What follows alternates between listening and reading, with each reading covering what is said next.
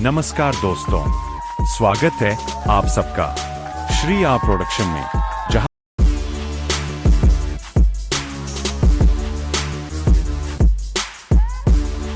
ब्रज की भूमि शांत थी। सूर्य की किरणें यमुना के जल में पड़ रही थीं। पर इस शांति के बीच आया एक ब्राह्मण, जिसे अपने ज्ञान पर गर्व था। उसका नाम था सुदर्शन। उसने वेद पढ़े थे, शास्त्र समझे थे, लेकिन उसे विश्वास था कि वह सबसे ज्ञानी है, और यही विश्वास धीरे धीरे उसके भीतर घमंड बन गया था।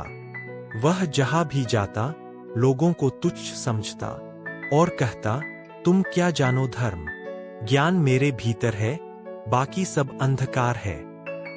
लेकिन एक दिन ब्रज के रास्ते पर चलते हुए उसे एक मीठी आवाज सुनाई दी।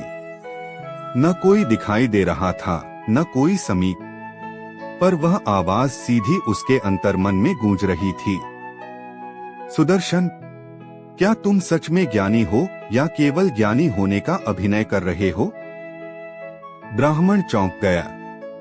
उसने पूछा, कौन है यह, कौन बोल रहा है? आवाज फिर आई, जिसे देख नहीं सकते वह भी सच्चा हो सकता है।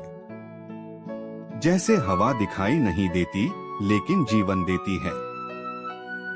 सुदर्शन ने तर्क किया, मैंने वेदों का अध्ययन किया है, मैं सब जानता हूं। आवाज हंसी और बोली, अगर तुम सब जानते हो तो अहंकार क्यों करते हो? अगर ज्ञान भीतर है तो बाहर दिखाने की जरूरत क्यों? ब्राह्मण मौन हो गया।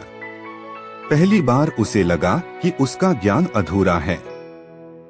वह जानता तो है पर समझता नहीं। धीरे धीरे उस आवाज ने उसे सिखाया, धर्म वह नहीं जो तुम कहते हो, धर्म वह है जो तुम जीते हो। ब्राह्मण की आंखों से आंसू बह निकले। वह भूमि पर बैठ गया और बोला, हे प्रभु, आप कौन हैं? आवाज आई, मैं वही हूं जो हर जगह है।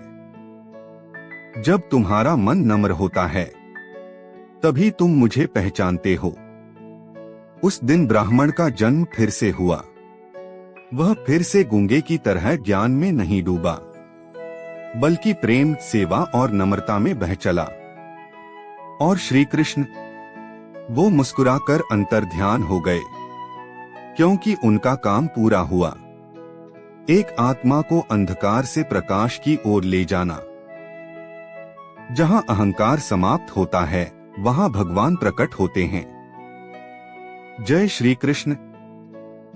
श्री आ प्रोडक्शन ये है मस्त लोगों की मस्त दुनिया।